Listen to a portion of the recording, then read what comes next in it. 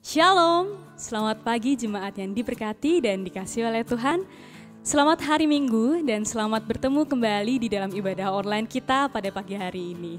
Bersyukur dan bersukacita tentunya kita boleh kembali lagi bertemu di dalam ibadah online pada pagi hari ini untuk mendengarkan firman Tuhan yang tentunya dapat menumbuhkan iman kita. Nah, sebelum kita memasuki ibadah online kita pagi hari ini, kita akan mendengarkan informasi penting yang tentunya bermanfaat untuk jemaat semuanya. Nah, untuk informasi yang pertama, bagi jemaat yang merindukan untuk memberikan persembahan ataupun mengembalikan persepuluhan, jemaat dapat menghubungi nomor telepon yang ada di bawah sini. Dapat menghubungi Bapak Sigit ataupun Ibu Yohana.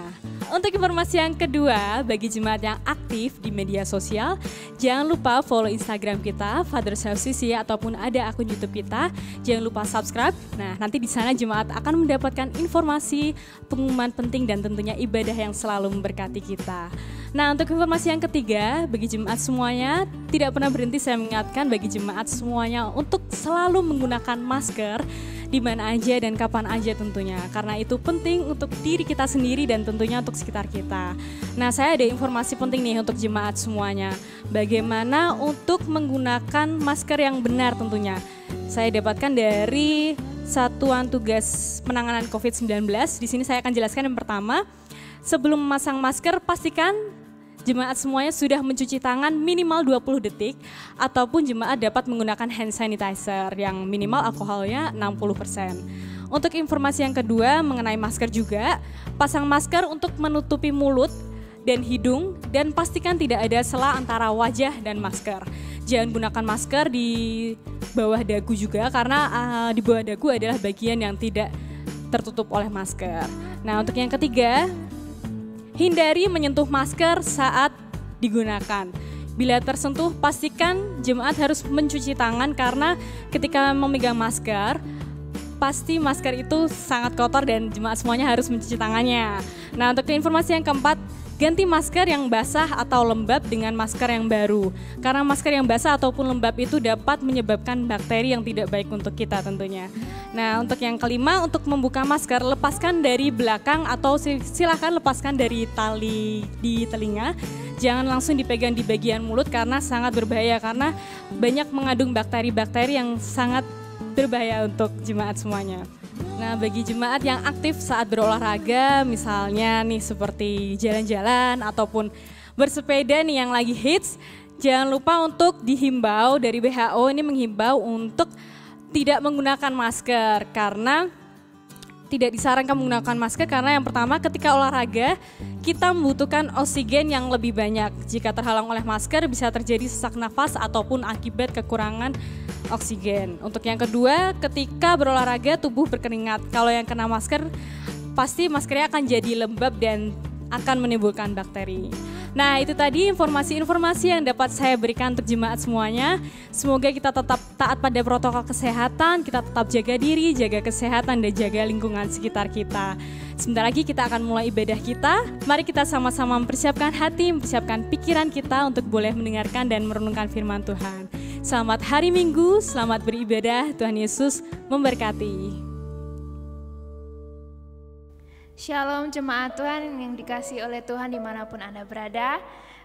Kita semua bersyukur, saya percaya bahwa setiap kita mengalami berkat Tuhan, sukacita Tuhan pada sepanjang minggu ini. Dan saat ini kita mau agungkan Tuhan kita mau siapkan hati kita, mari kita berdoa. Bapa, sungguh kami mengucap syukur Tuhan buat segala yang Engkau berbuat dalam hidup kami. Engkau telah berkati kami, Engkau telah cukupkan semua kebutuhan kami Tuhan. Hidup kami tidak pernah lepas dari pandangan-Mu Tuhan, kami mengucap syukur Tuhan. Dan Bapa, pada hari ini Tuhan kami mau angkat hati kami yang tertinggi buat Engkau. Karena hanya Engkau yang layak, karena Engkau Allah yang besar Tuhan dalam hidup kami. Terima kasih Bapa, terima kasih Yesus. Berkati setiap kami Tuhan. Biarlah lawatan Tuhan ada atas kami dimanapun kami berada. Terima kasih Yesus. Dalam nama Yesus Kristus, haleluya. Amin. Saat ini mari kita berikan yang terbaik buat Tuhan. Kita mau agungkan Dia, Raja di atas segala raja. Karena semuanya adalah dari Tuhan. Mari kita berikan yang terbaik buat Tuhan kita. Amin.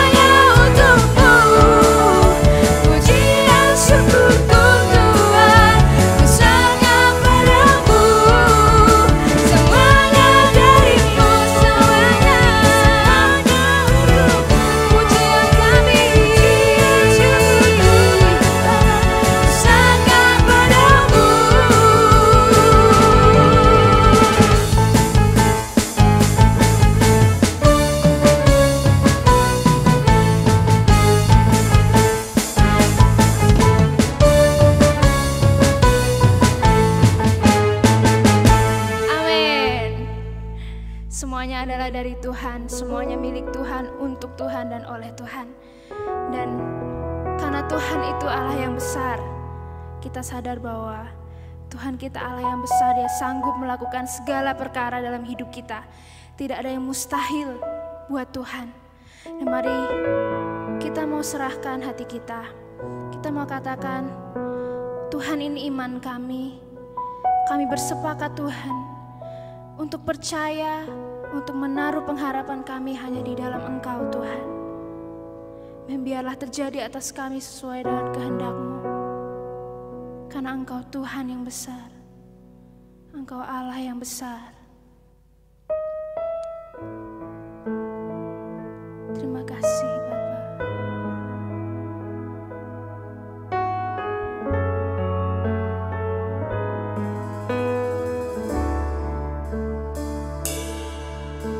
Katakan bersama, aku hidup karena percaya.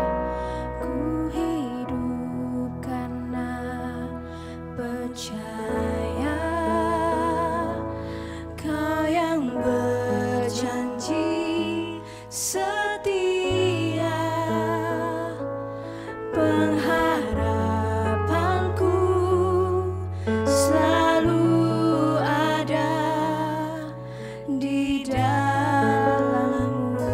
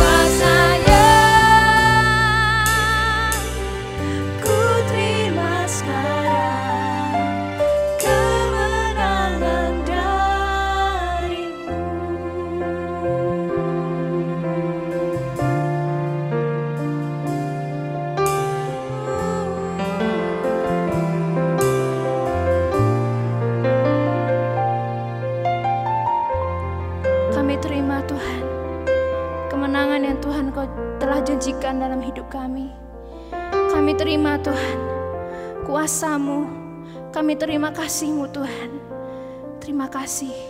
Terima kasih buat kebesaran-Mu dan anugerah-Mu Bapa.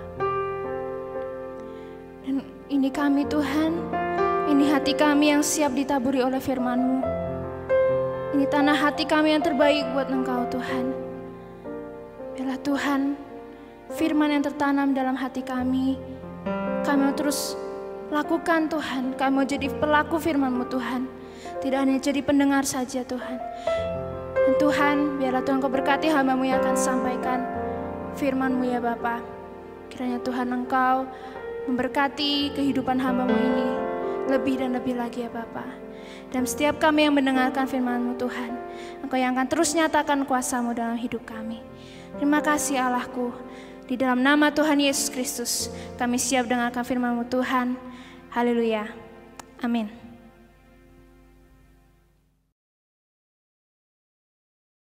Shalom jemaat yang dikasihi Tuhan.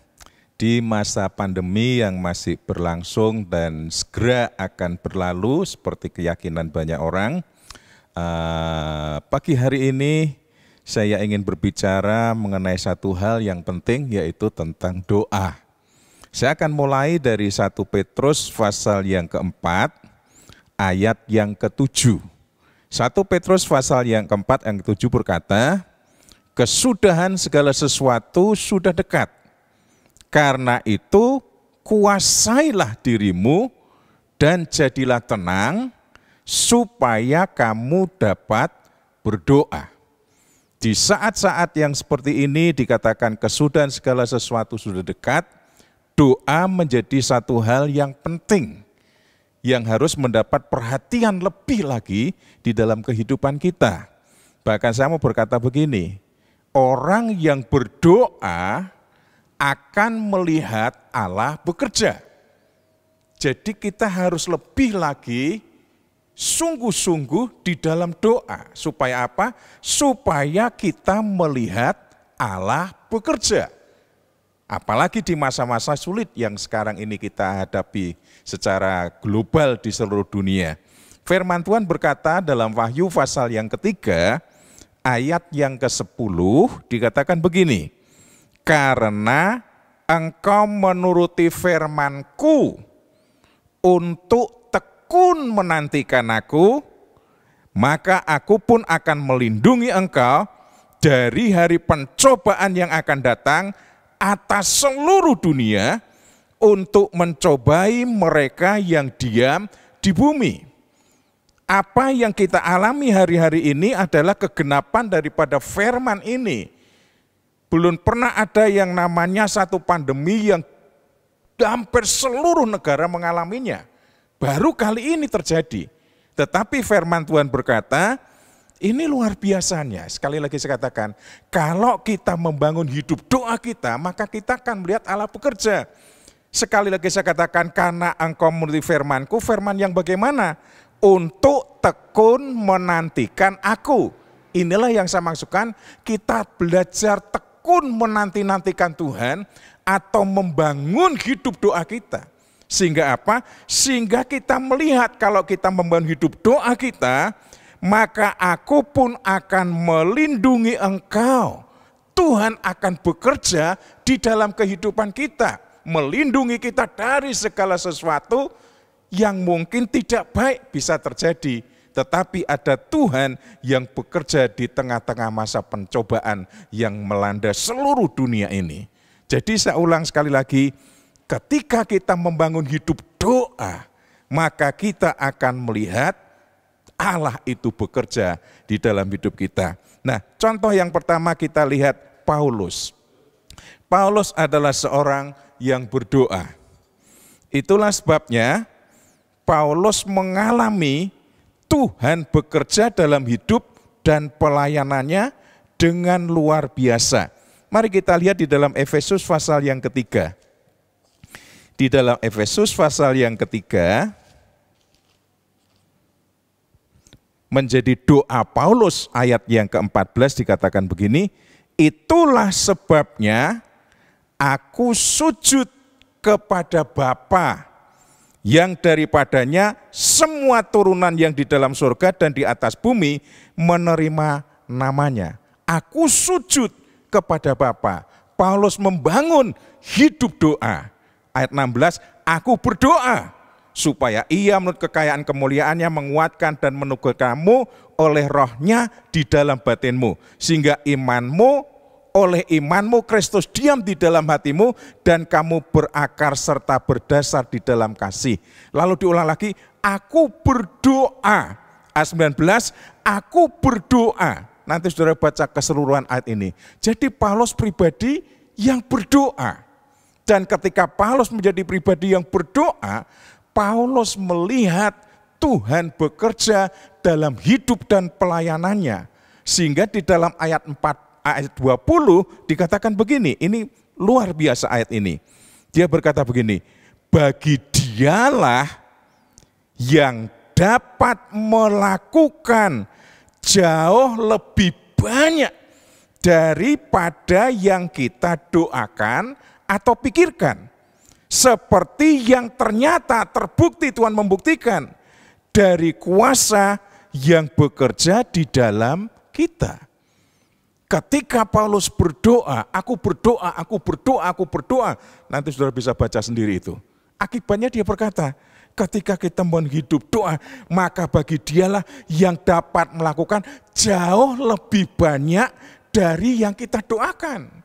Ketika kita membangun hidup doa, kita akan melihat Allah bekerja. Bahkan ketika Tuhan bekerja, melebihi daripada apa yang kita doakan. Wow, itulah sebabnya saudara yang dikasihi Tuhan, mari kita belajar membangun hidup doa. Ketika kita membangun hidup doa, belajar menanti-nantikan Tuhan, Tuhan bekerja, Tuhan melindungi kita dari hari pencobaan yang besar. Ketika Paulus berdoa, Paulus mengalami Allah bekerja dalam hidup dan pelayanan, sehingga dia berkata, bahkan kalau Tuhan menjawab doa-doa kita, itu lebih banyak daripada yang kita doakan atau sempat pikirkan. Nah, contoh yang lain saya ingin belajar bersama dengan Bapak Ibu Saudara sekalian adalah Elia. Elia juga seorang yang berdoa. Ayat yang sudah tidak asing bagi kita. Mari kita melihat di dalam Yakobus pasal yang kelima, mulai ayat yang ke-15. Dan doa yang lahir dari iman akan menyelamatkan orang sakit itu, dan Tuhan akan membangunkan dia. Dan jika ia telah berbuat dosa, maka dosanya itu akan diampuni. Karena itu ayat 16, hendaklah kamu saling mengaku dosamu dan saling mendoakan supaya kamu sembuh. Dan doa orang yang benar bila dengan yakin didoakan sangat besar kuasanya. Ayat ini saya senang, ayat 17. Elia adalah manusia biasa, sama seperti kita. Dan ia telah bersungguh-sungguh berdoa supaya hujan jangan turun, dan hujan pun tidak turun di bumi selama 3 tahun dan 6 bulan. Lalu ia berdoa pula, dan langit menurunkan hujan, dan bumi pun mengeluarkan buahnya. Elia berdoa. Ketika Elia berdoa, luar biasa. Dia berdoa supaya hujan tidak turun, embun tidak turun, dan 3,5 tahun tidak turun. Dan ketika dia berdoa, minta supaya hujan turun, hujan turun. Jadi ketika kita membangun hidup doa, kita akan melihat Allah bekerja. Nah, salah satu kunci atau rahasia bagaimana doa itu menghasilkan kuasa yang besar, ada satu terletak di dalam kalimat ini yang luar biasa. Dikatakan, saya baca ulang, Elia adalah manusia biasa, sama seperti kita. Doa yang membuat Tuhan bekerja dengan luar biasa Justru kuncinya ketika apa? Ketika Elia berdoa, tapi dia merasa seperti orang biasa. Bukan doa yang dinaikkan oleh orang-orang hebat yang kuat besar kuasanya. Justru semakin kita merasa tidak berdaya, kita ini orang biasa sama dengan yang lainnya. Disitulah kita akan membutuhkan Tuhan. Rasa kebutuhan Tuhan lebih lagi ketika kita merasa tidak berdaya. Ketika kita merasa biasa. Doa yang luar biasa bukan dinaikkan oleh orang-orang yang luar biasa, tapi orang-orang yang merasa biasa. Elia adalah manusia biasa, sama seperti kita. Jadi kunci doa yang luar biasa, justru ketika kita merasa tidak berdaya, kita merasa biasa, sehingga kita sangat membutuhkan Tuhan. Dan karena kita sangat membutuhkan Tuhan, maka kita akan berdoa dengan sungguh-sungguh seperti Elia berdoa. Nah, Alkitab mengajar, mari kita lihat, itu poin yang pertama, unsur daripada doa. Lalu kita lihat tentang Elia. Ya, tentang Elia kita lihat di dalam 1 Raja-Raja pasal yang ke-17 kisahnya Elia ini. Mari kita lihat bersama. Di dalam 1 Raja-Raja 17 ayat yang pertama, ini kisahnya Elia tadi. Lalu dikatakan begini, lalu berkatalah Elia, orang Tisbe, dari Tisbe Gilead, kepada Ahab, demi Tuhan yang hidup, Allah Israel yang aku layani, sesungguhnya tidak akan ada embun atau hujan pada tahun-tahun ini, kecuali kalau kukatakan. Dalam Yakobus menyatakan Elia berdoa sungguh-sungguh dan hujan tidak turun 3,5 tahun ternyata. Dan dikatakan siapakah Elia? Yang kalau Yakobus berkata Elia adalah manusia biasa seperti kita. Di sini kita mendapat satu kriteria. Elia orang Tisbe, dari Tisbe Gilead. Mana itu Tisbe? Saya mempelajari, saya cari. Ternyata Tisbe itu bukan kota yang besar. Tisbe itu letaknya 13 kilo di utara Sungai Yabok. Mungkin kota kecamatan yang sangat kecil dan tidak terkenal, dicari petanya tidak ketemu. Makanya kalau dikatakan Elia itu manusia biasa, sangat biasa sekali. Bahasa kita sekarang, wong deso, dari Tisbe, desa Tisbe. Tetapi Tuhan adalah Tuhan yang luar biasa. Nah, satu rahasia saya sampaikan kepada Anda. Kenapa Elia yang dari Tisbe ini, dari pelosok yang tidak terkenal, dicari saja petanya tidak ketemu, bisa berdoa dengan sungguh-sungguh luar biasa. Sehingga Tuhan bekerja dengan luar biasa. Nah, kalau saudara ingat tentang Sungai Yabok, Elia itu kan lahir dari Tisbe Gilead. Tisbe itu 13 kilo dari Sungai Yabok. Dekat sekali dengan Sungai Yabok. Nah, di Sungai Yabok ini kita ingat ada satu kisah yang melegenda. Yaitu kisah nenek moyang Elia. Yaitu Yakub. Ketika Yakub dalam pergumulan karena dia takut menghadapi kakaknya, maka Alkitab mengisahkan dalam Kejadian 32. Karena ketakutannya, dia bawa istri-istrinya, kemudian nyebrang Sungai Yabok, barang-barangnya diseberangkan semua, dan semalam-malaman sampai fajar menyingsing, Yakub bergumul mencari Tuhannya. Sampai seorang malaikat bergumul dengan dia sampai fajar menyingsing. Karena fajar mau menyingsing dan tidak bisa dikalahkan, malaikat berkata, lepaskan aku. Dan Yakub berkata, tidak, engkau berkati aku dulu, baru aku lepaskan. Akibatnya pangkal pahanya dipukul sehingga terpelecok. Lalu ditanya, siapa namamu? Namaku Yakub. Mulai sekarang namamu bukan Yakub. Saudara yang dikasih Tuhan, ini kisah yang sangat melegenda. Elia lahir, hidup dengan kisah seperti ini. Itu yang mempengaruhi hidupnya. Sehingga ketika ada masalah yang besar, dia tahu harus bagaimana. Dia melihat contoh nenek moyangnya Yakub ketika menghadapi pergumulan, kekhawatiran yang begitu besar, dia mencari Tuhan sampai kapan? Sampai Tuhan bekerja, sampai Tuhan bertindak. Menjadi penting dalam hidup Anda dan saya, kalau kita ingin membangun hidup doa kita, siapa yang mempengaruhi kita?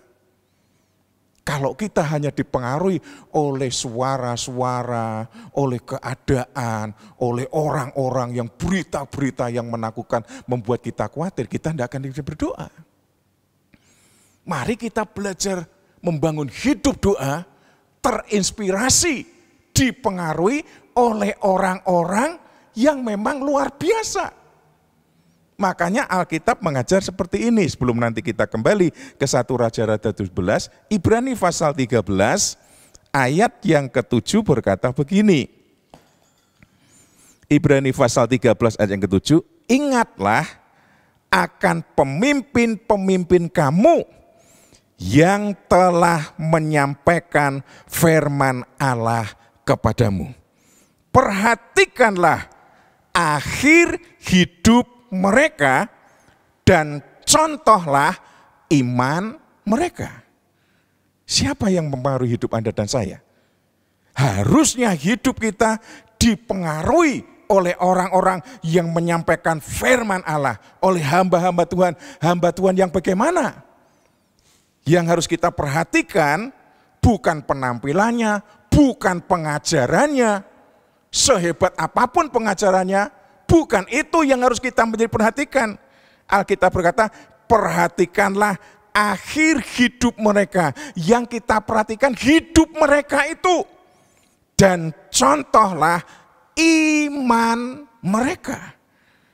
Jangan kita hanya mengcopy paste hamba Tuhan besar dengan penampilannya yang kita copy paste, khotbah-khotbahnya yang kita tiru. Bukan. Tapi hidup mereka itulah yang harus mempengaruhi hidup kita. Iman mereka itulah yang harus mempengaruhi kita. Nah, Elia, kita kembali tadi. Elia terlahir di daerah Tisbe, di mana kisah ini sangat melegenda dalam hidupnya. Sehingga ketika ada satu masalah yang besar, dia tahu bagaimana solusinya. Dia membangun hidup doa, dia doa dengan sungguh-sungguh dan Tuhan bekerja luar biasa. 3,5 tahun embun saja tidak turun karena dia berdoa. Dan ketika dia berdoa, betul-betul minta hujan-hujan itu turun. Nah, luar biasanya lagi kita kembali ke 1 Raja-Raja 17, ayat yang kedua, kemudian datanglah firman Tuhan kepadanya, pergilah dari sini, berjalanlah ke timur, dan persembunyilah di tepi sungai Kerit, di sebelah timur sungai Yordan. Engkau akan dapat minum dari sungai itu, dan burung-burung gagak telah kuperintahkan untuk memberi makan engkau di sana. Lalu ia pergi dan melakukan seperti firman Tuhan. Ia pergi dan diam di tepi sungai Kerit di sebelah timur sungai Yordan. Dan pada waktu pagi dan petang, burung-burung gagak membawa roti dan daging kepadanya, dan ia minum dari sungai itu. Ketika Elia membangun hidup doa, kekeringan terjadi. Tetapi kita lihat di sini, Tuhan sanggup memelihara Elia dengan caranya. Jangan memaksakan cara-cara kita sendiri. Tapi bila kita belajar percaya kepada Tuhan, menaruh sepenuhnya hidup kita kepada Tuhan, maka Tuhan sanggup memelihara kita dengan caranya yang luar biasa. Nah, yang disuruh Tuhan itu adalah burung gagak. Saudara tahu burung gagak makanannya apa? Makanannya ya daging. Itu daging tidak dimakan sendiri. Dikasihkan kepada Elia. Jadi tiap pagi dan petang Elia dikirimi Burger King. Itulah saudara yang dikasih Tuhan. Tuhan akan memelihara dengan caranya. Kuasanya akan dinyatakan kepada Anda dan saya. Ketika apa? Ketika kita membangun hidup doa. Teruskan kisah yang luar biasa ini. Ayat 7. Tetapi sesudah beberapa waktu sungai itu menjadi kering. Sebab hujan tiada turun di negeri itu. Maka datanglah firman Tuhan kepada Elia. Bersiaplah, pergi ke Sarfat yang termasuk wilayah Sidon. Dan diamlah di sana. Ketahuilah, aku telah memerintahkan seorang janda untuk memberi engkau makan. Sesudah itu ia bersiap, lalu pergi ke Sarfat. Setelah ia sampai ke pintu gerbang kota itu, tampaklah di sana seorang janda sedang mengumpulkan kayu api. Ia bersuruh pada perempuan itu, katanya, cobalah ambil bagiku sedikit air dalam kendi supaya aku minum. Episode kedua, ketika sungai Kerit akhirnya kering, artinya apa? Artinya masalah tambah besar. Kesulitan tambah besar. Dan Tuhan berkata kepada Elia, pergi ke Sarfat. Sarfat yang mana? Dengan jelas termasuk wilayah Sidon. Wilayah Sidon wilayahnya siapa? Kalau kita mundur ke belakang pasal 16 ayat yang ke-31 kita akan tahu. Pasal 16:31, seakan-akan belum cukup ia hidup dalam dosa-dosa Yerobeam bin Nebat, maka ia mengambil pula Isabel, anak Etbal, raja orang Sidon, menjadi istrinya, sehingga ia pergi beribadah kepada Baal dan sujud menyembah kepadanya. Siapakah Isabel? Isabel ini orang yang sangat membenci Elia. Ini istrinya Raja Ahab yang mau menangkap Elia. Jadi dalam bahasa saya berkata, tempat persembunyian adalah lawanmu itu hadapi. Ketika engkau belajar membangun hidup doa, Tuhan kadang memberikan satu perintah kepada kita, hadapi masalahmu, jangan lari dari kesulitanmu, jangan lari dari persoalanmu, hadapi apa yang menjadikan kekhawatiranmu. Elia harus ke Sidon, wilayahnya Isabel, orang yang sangat tidak senang dengan dia, bahkan membenci dia, bahkan mau menangkap dia. Kalau engkau belajar membangun hidup doa, engkau akan menjadi pribadi yang tidak pernah takut menghadapi kesulitan, menghadapi apapun. Kita tidak akan lari. Memang kadang cara Tuhan seperti itu, saudara. Makanya Daud sendiri berkata dalam Mazmur 23, kalau ayat satunya enak, Tuhan adalah gembalaku, takkan kekurangan aku. Wah, ini semua orang mau. Tapi kalau saudara masuk ayat berikutnya, 5 atau 6 dikatakan begini, ia menyediakan hidangan bagiku di hadapan lawanku. Jadi Tuhan menjadikan hidangan sesuatu yang luar biasa, justru di hadapan lawan kita. Artinya apa? Hadapi. Elia harus menghadapi apa yang menjadi kekhawatirannya. Kalau engkau membangun hidup doa, engkau akan melihat Tuhan akan memimpin langkah-langkah kita lebih jauh lagi. Nah, berikutnya di sini luar biasa. Sehingga ketika itu Elia pergi dan siap ke Sidon. Saudara yang dikasihi Tuhan, kalau di masa kelaparan yang seperti itu sungai saja menjadi kering, lalu Tuhan memerintahkan seorang janda memberi dia makan. Saya membayangkan tentu janda yang dimaksud ini janda yang bisa memberi makan orang lain. Pasti janda ini adalah janda yang berkecukupan. Tetapi bertolak belakang dengan kenyataan. Seringkali kalau kita membangun hidup doa kita, Tuhan mau melatih untuk apa? Tidak hidup berdasarkan logika. Kita tidak bisa mengandalkan logika. Sebab ketika Tuhan Elia datang di pintu gerbang, langsung ketemu bukan janda yang berkecukupan, janda yang berkelimpahan, tapi janda yang sedang sekarat. Janda yang sudah mau mati lagi ngumpul kayu, lalu Elia minta minum, nanti sudah baca sendiri ketika minta minum, lalu dia ngomong lagi, ayat 11. Ketika perempuan itu pergi mengambilnya, ia berseru lagi, cobalah ambil juga bagiku sepotong roti. Perempuan itu menjawab, demi Tuhan Allahmu yang hidup, Sesungguhnya tidak ada roti padaku sedikit pun, kecuali segenggam tepung dalam tempayan dan sedikit minyak dalam buli-buli. Dan sekarang aku sedang mengumpulkan 2-3 potong kayu api, kemudian aku mau pulang dan mengolahnya bagiku dan bagi anakku. Dan setelah kami memakannya, maka kami akan mati. Seringkali Tuhan melatih kita supaya kita tidak mengandalkan logika kita, tapi kita tetap percaya kepada Tuhan. Tuhan punya cara yang seringkali bertentangan dengan logika kita. Belajar bangun hidup doa. Kalau tidak, kita tidak akan punya pengenalan akan Tuhan lebih lagi. Tetapi Elia berkata kepadanya, jangan takut, pulanglah, buatlah seperti yang kau katakan. Tetapi, lah senang berikutnya di sini, buatlah terlebih dahulu bagiku sepotong roti bundar kecil daripadanya, dan bawalah kepadaku. Kemudian barulah kau buat bagimu dan bagi anakmu. Sebab beginilah firman Tuhan Allah Israel, tepung dalam tempayan itu tidak akan habis, dan minyak dalam buli-buli itu pun tidak akan berkurang, sampai pada waktu Tuhan memberi hujan ke atas muka bumi. Pelajaran yang ketiga, ketika engkau dan saya membangun hidup doa, engkau akan dilatih oleh Tuhan untuk apa? Belajar memberi.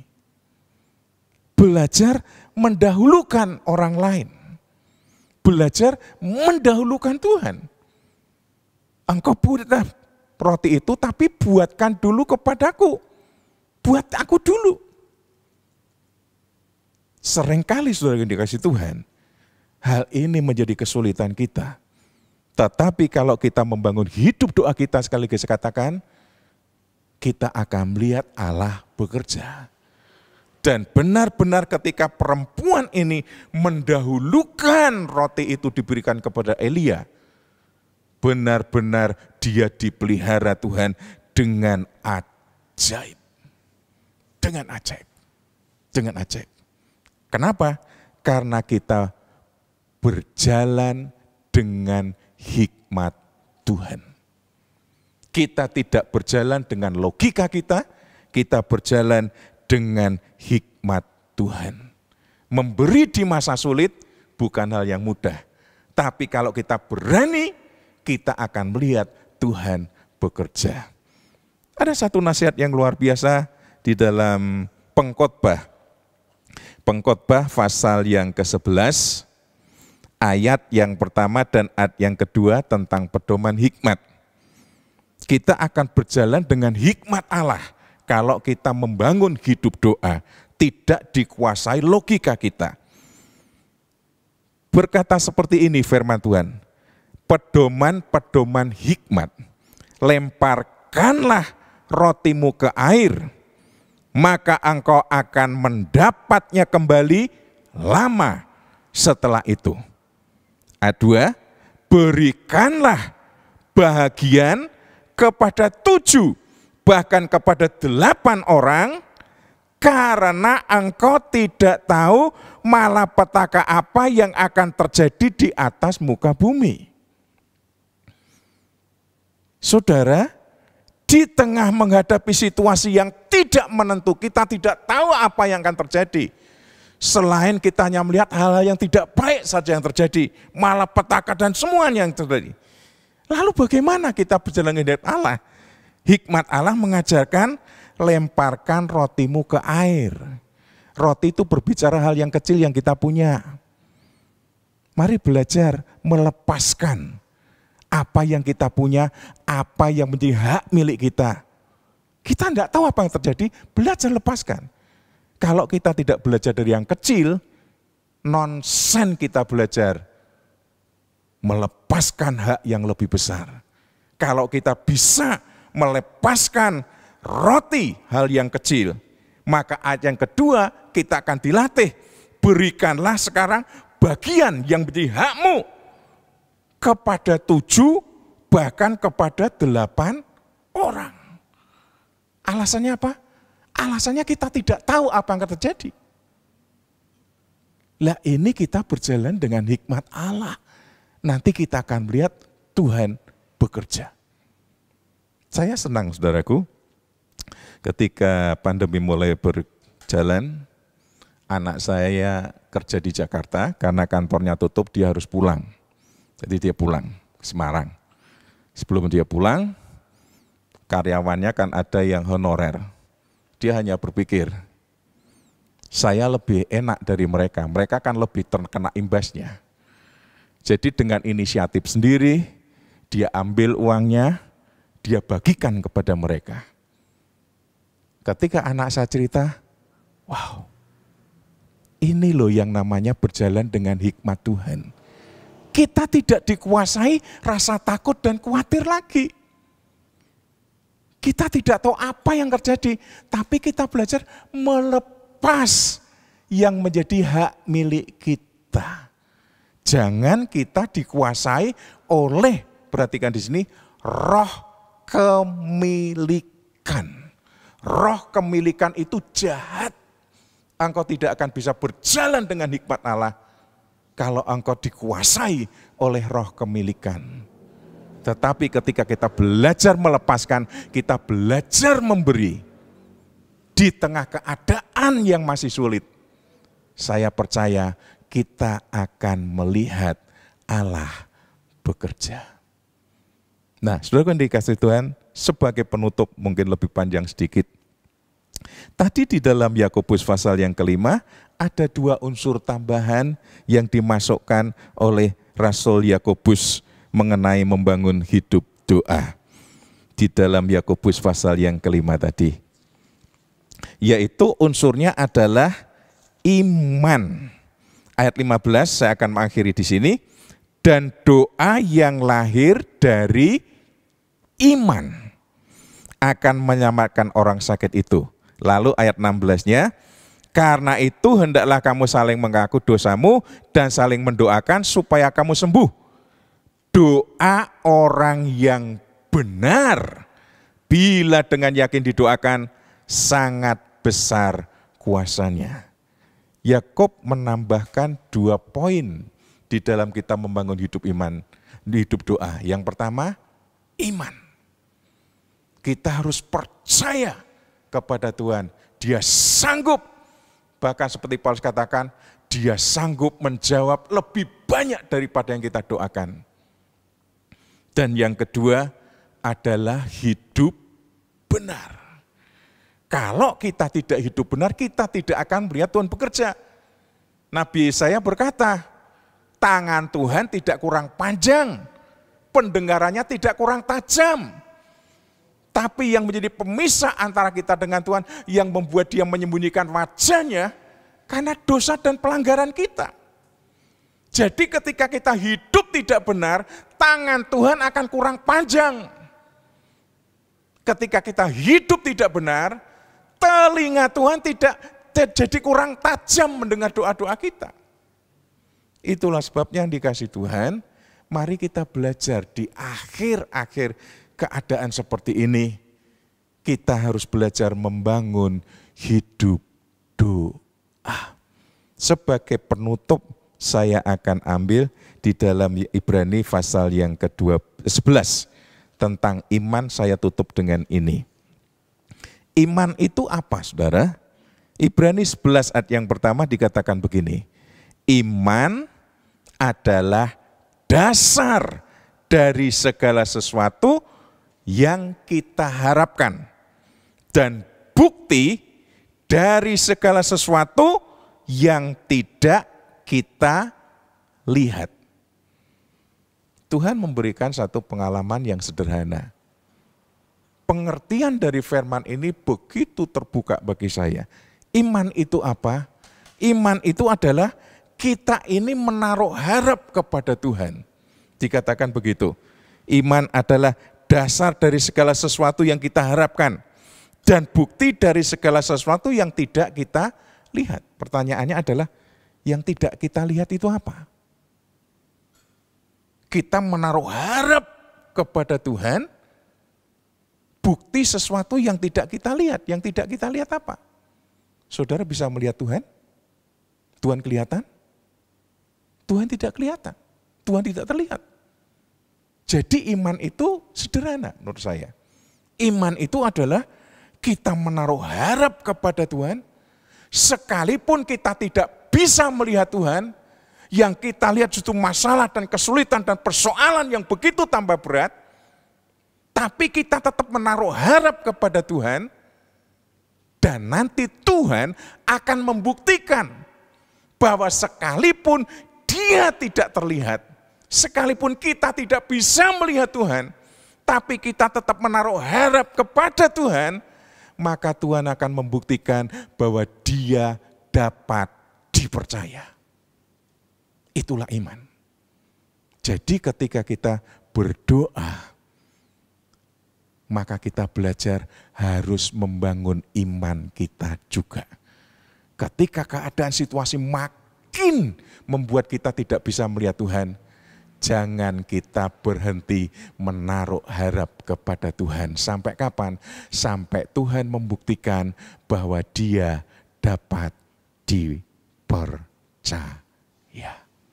Orang yang membangun doa akan melihat Allah bekerja. Amin. Happy Sunday buat saudara jemaat Father's House. Senang sekali pagi hari ini kita sudah dengar firman Tuhan, kita memuji menyembah Tuhan, dan saya yakin sudah sangat diberkati oleh pesan yang Tuhan sudah sampaikan lewat hambanya. Pak Lukas Mulyanto, terima kasih banyak buat investasi waktu, hati, dan doa sehingga pagi hari ini bisa menyampaikan pesan Tuhan dan memberkati kita semua. Berdoa supaya Tuhan memberkati Pak Lukas Mulyanto dengan istri dan anak-anak. God bless you. Oke, saudara yang dikasihi Tuhan, siapkan hati saudara untuk kita sama-sama terima berkat Tuhan. Kita mengakhiri ibadah online kita hari ini. Dan mari kita bersama-sama berdiri dan terima berkat Tuhan. Kami bersyukur kepadamu Tuhan buat hari yang luar biasa yang Tuhan sudah berkati hari ini. Kami bersyukur buat setiap pesan firman-Mu yang telah sampaikan lewat hamba-Mu pada hari ini. Kau berdoa supaya Roh Kudus menolong kami, memberi kepada kami hikmat Tuhan, untuk bagaimana melakukan, mempraktekkan semua kebenaran yang telah kami dengar lewat hamba-Mu pada hari ini. Dan kami bersama-sama berdoa buat hamba-Mu Pak Lukas Mulyanto, kiranya berkat Tuhan dilimpahkan, anugerah, hikmat Tuhan terus dinyatakan dan singkapkan rahasia-rahasia isi hatimu lewat hamba-Mu, sehingga Tuhan, suara Tuhan boleh terus diperdengarkan, diimpartasikan lewat kehidupan hamba-Mu. Terima kasih Bapa di surga, terima kasih. Sekali lagi saat ini kami ucapkan berkat buat seluruh umat-Mu saat ini yang sedang mendengarkan dan telah mendengarkan kebenaran firman-Mu. Berkati Tuhan dimanapun mereka yang mendengar, di Sulawesi Utara, di Makassar, di Jakarta, di Bandung, di Jawa, dan dimanapun mereka berada hari ini yang sedang mendengarkan dan bergabung bersama dalam ibadah ini. Tuhan, berkat-Mu turun, anugerah-Mu dilimpahkan buat kehidupan mereka. Terima kasih, dan Tuhan berkata bahwa Dia akan buka jalan di mana kamu pikir tidak ada jalan. Karena Dialah jalan, kata Tuhan. Akulah jalan. Ketika kau berpikir kamu menemui jalan yang buntu, ketika kau berpikir bahwa tidak ada jalan keluar, dengar Tuhan berkata bahwa Dia telah buka jalan bagimu. Karena Dia sudah siapkan solusi bagi hidupmu, bahkan sebelum kau tahu ada persoalan, ada masalah. Jesus is the answer. Jesus is the solution. Yesuslah jawaban, Yesuslah solusi buat semua persoalan yang saudara sedang hadapi hari ini. Ingat, Dia Jehovah Rafa, Dia Tuhan yang menyembuhkan dan membawa saudara untuk hidup dalam kesehatan ilahi. Dia Jehovah Nisi, Tuhan panji-panji yang memberikan kemenangan buat saudara di tengah-tengah pertempuran, peperangan rohani saudara, karena saudara lebih daripada orang yang menang dalam Yesus Kristus. Dan ingat, Dia Jehovah Jireh, Dia Tuhan yang menyediakan semua kebutuhan saudara. Kalau Dia sudah sediakan Yesus bagi kita, Dia pasti sediakan semua kebutuhan-kebutuhan kita yang lain. Mari saudara, angkat tangan saudara dan terima berkat dari Bapa di surga. Kekasih-kasih Tuhan, Terimalah saat ini anugerah, damai sejahtera yang kekal. Kasih Yesus Tuhan yang tanpa syarat, yang dia sudah nyatakan lewat pengorbanannya di atas kayu salib buat kita. Dan kuasa Roh Kudus dengan segala karunia-karunia menyertai hidupmu, melengkapi hidupmu, dan memakai hidupmu untuk menjadi alat bagi namanya menegakkan kerajaan dan mendemonstrasikan kuasa, kasih dan kemuliaannya sampai dia datang kembali. Dan aminkan berkat ini sekarang, diberkatilah keluargamu, diberkatilah orang tuamu, diberkati anak-anakmu, diberkati studimu, diberkati pekerjaanmu, diberkati pelayananmu, dan diberkati perjalananmu kemana saja engkau pergi dan kemana saja engkau melakukan sebuah perjalanan. Di sana nama Tuhan ditinggikan dan berkat anugerah Tuhan dilimpahkan dalam hidupmu. Dalam nama Tuhan Yesus Kristus. Sama-sama katakan amin. Baik, saudara yang diberkati Tuhan, sekali lagi happy Sunday. Miliki waktu yang berkualitas bersama dengan keluarga, istri, anak, bahkan teman-teman. Ajak mereka makan bersama dan nikmati Tuhan hari ini bersama-sama bersama dengan keluarga saudara. So, happy Sunday. Sampai kita jumpa minggu depan. Masih tetap dalam ibadah online IFGF Father's House Community Church Salatiga. Love you. God bless you.